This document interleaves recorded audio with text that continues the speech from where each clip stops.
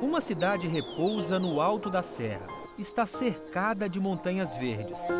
Lá no centro tem uma igreja e em volta a magnífica paisagem do sul de Minas.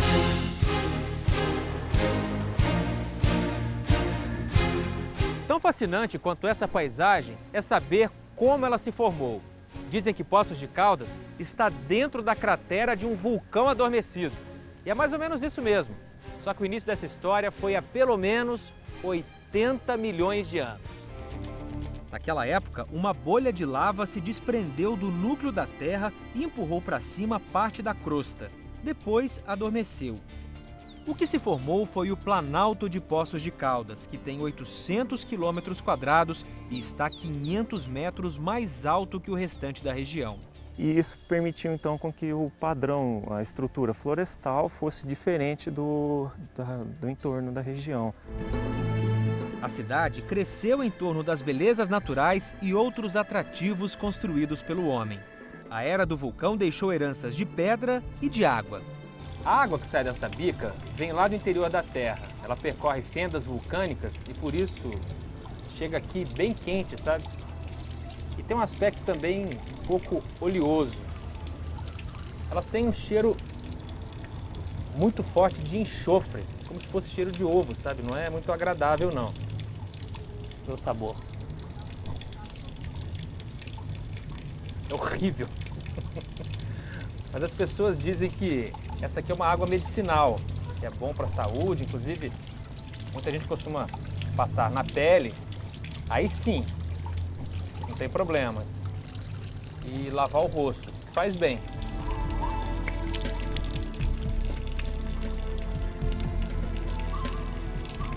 Mas o cheirinho não é legal não.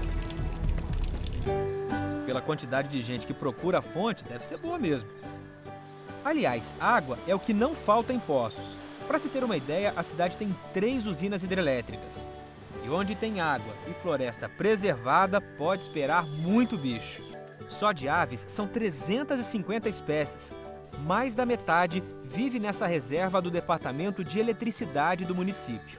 Na década de 80, foi preciso rasgar a mata para a construção desses dutos. Eles levam água para uma usina hidrelétrica que fica lá embaixo, no pé do morro. Na época, teve uma grande preocupação sobre os impactos que essa obra poderia trazer aqui para a reserva. Hoje, o que a gente pode perceber é que os canos de ferro já se incorporaram à paisagem. Tem uma outra vantagem. Esse aqui virou um caminho para quem gosta de observar a natureza. Seguimos com os dutos do lado e os olhos para cima. Tá cheio de vida nas árvores. Esse aí é o bico virado. Serve para cutucar a madeira em busca de bichinhos. É a mesma estratégia do arapaçu. Não tem inseto que escape desse bico comprido.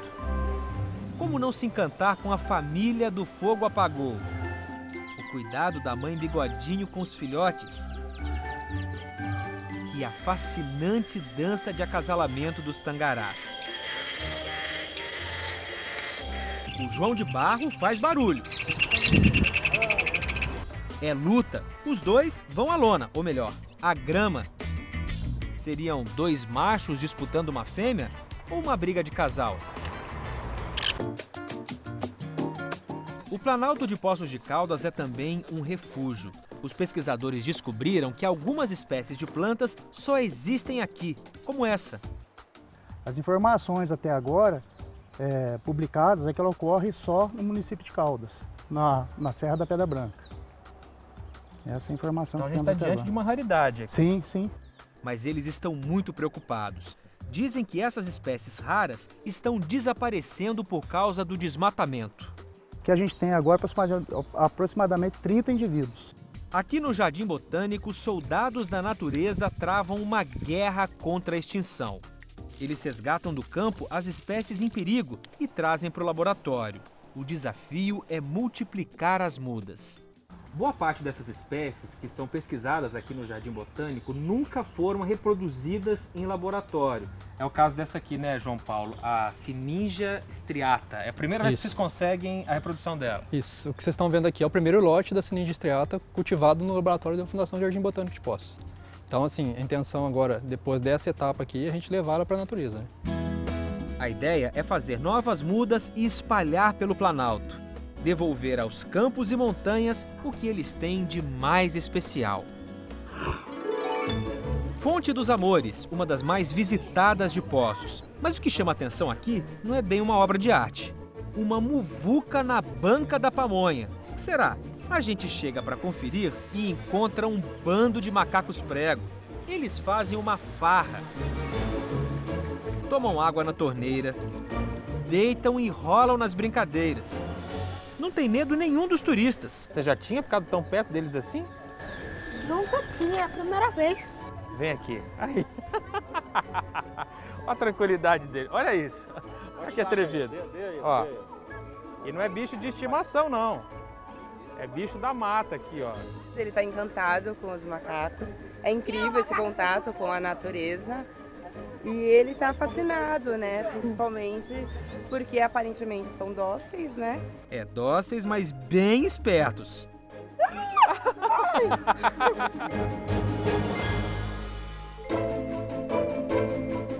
E será que é certo dar comida para o bicho selvagem? Essa época, como é época de estiagem, fica muito difícil comida na mata.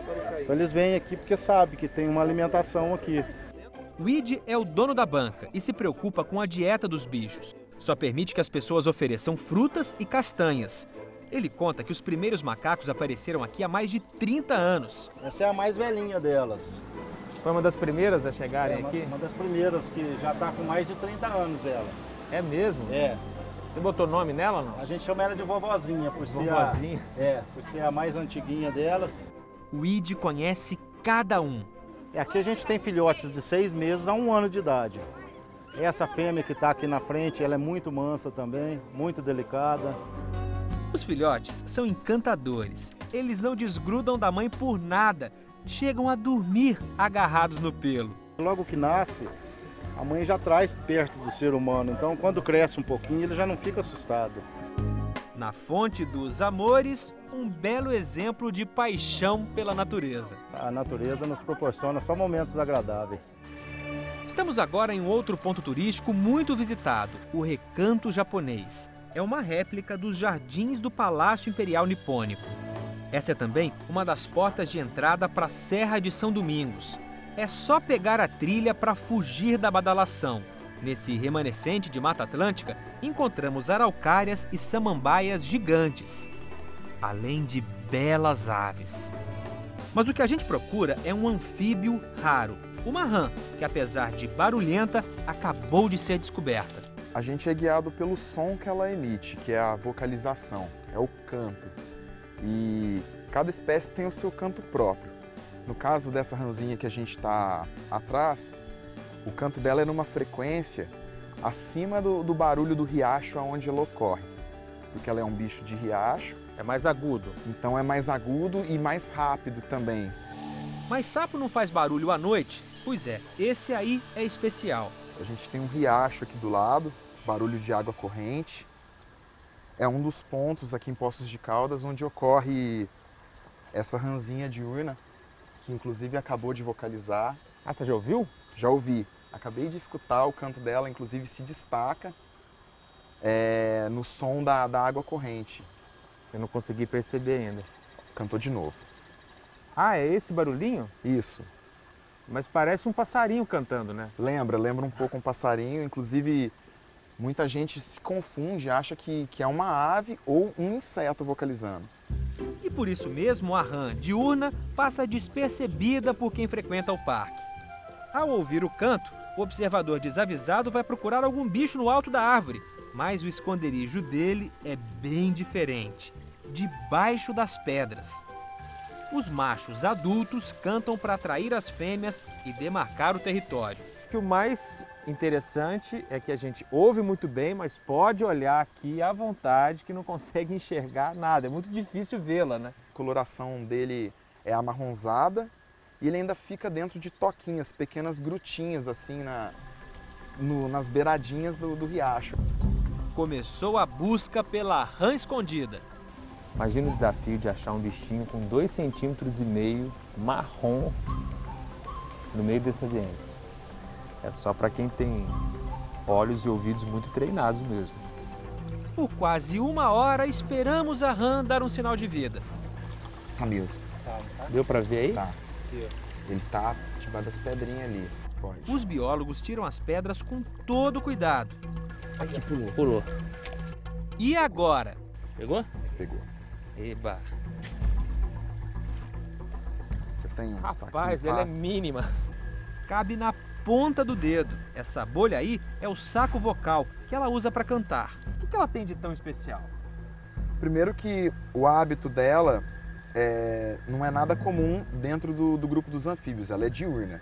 Ela canta com a presença do sol. E ela depende de ambientes como esse que a gente está aqui, que são riachos com fundo pedregoso, de água corrente cristalina, florestados, ou seja, precisa de sombra de floresta. Ele é totalmente dependente de áreas florestais com corpos d'água, com água cristalina de fundos pedregosos. A rã diurna fica tão bem escondida que demorou até para a ciência encontrar. Ela ainda nem foi classificada, não tem nome científico. Os únicos registros dessa espécie são aqui em Poços e em Alfenas, uma outra cidade do sul de Minas. Pelo que se sabe até agora, é uma rãzinha autenticamente mineira. É uma rãzinha mineira inédita para televisão. Muito bem. Não mais. Se de dia já é difícil achar uma rã minúscula, imagine à noite. Vamos atrás de outra espécie que só vive por essas bandas. Um desafio e tanto tem que ser bom de vista. De 2,5 a 3,2 centímetros, assim. Ela fica nessas toiceiras, assim, dessa mata, e ela fica bem no meio. Então, quando você escuta ela, assim, você tem que ir com muito cuidado, abrindo o mato. Mas dessa vez, ela nem deu as caras. Só 2 semanas depois, os biólogos voltaram no mesmo lugar e tiveram sucesso. Tá aí mais um bichinho que simboliza toda a diversidade de Poços de Caldas. A cidade que repousa em cima de um vulcão.